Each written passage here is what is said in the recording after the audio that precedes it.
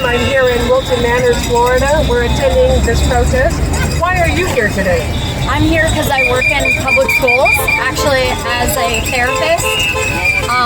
I'm very concerned for what's going to happen for the funding for public schools, especially since I work with a lot of children with special needs, and they rely on the Medicaid funding that literally gives the services that I and many other service providers provide in the public school system. It's literally stripping away a lot of services and could have major impacts for the future. I'm also extremely concerned for women's rights. I feel that I should have the right to do what I want to do with my body. It's my body, my choice, and I'm extremely concerned for our LGBT community.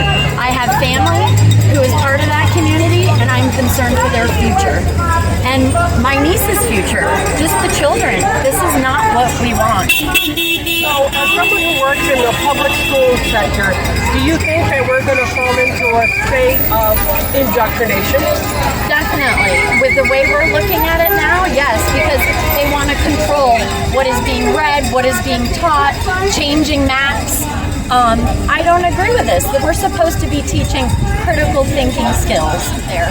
I mean, other countries are literally teaching children right now how to spot propaganda. We need to be doing that too, because this is not right. And so, what happened at the Smithsonian, taking away our history, will have detrimental effects on all. Horrible. We're not supposed to rewrite history. We're supposed to tell the truth, because you know what? We learn from history. And that is the best lesson that we can get on how to handle things for the future. Thank you very much for coming out here. And look, today I'm with Heidi Ryder and Richard Ryder. And so the Ryder couple are here united because they see what's happening with our country. Heidi, what is your biggest fear? My biggest fear is having a dictatorship instead of a democracy. And we see it in all facets of our society. I feel so horrible for what's happening in the Everglades with the concentration camp, as they put it. There's no transparency. We don't really know what's going on.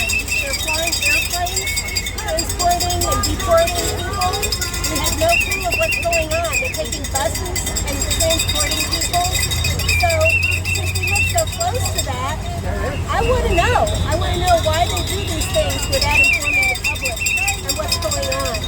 I'm also concerned about education because I used to be a teacher and I see what's happening with the banning of books.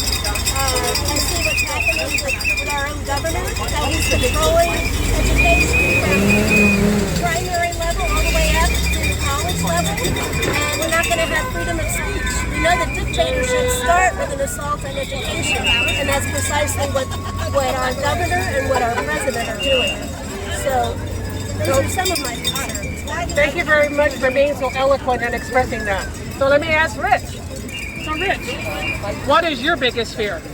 My biggest fear is that we need to urge our fellow Americans to get out and protest, to stand up against this autocratic regime that we have. We can't be idle, we can't sit on the street.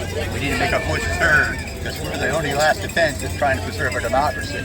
And I had a niece of mine who worked for HSS for 28 years. She was recently let go for no reason, and now she's out of a job. She'll have to be forced to sell her condo, move somewhere else in the country to find a job.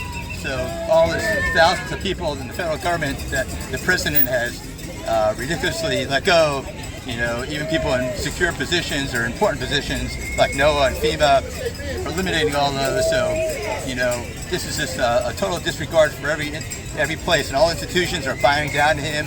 The news stations, the universities. You know, we can't be afraid. We need to have the courage. We need to stand up. We cannot let this go on any longer. He's already crossed the red line many times. Well, not only that, but the degradation of our country, we cannot be silent. Thank you very much for coming out here today.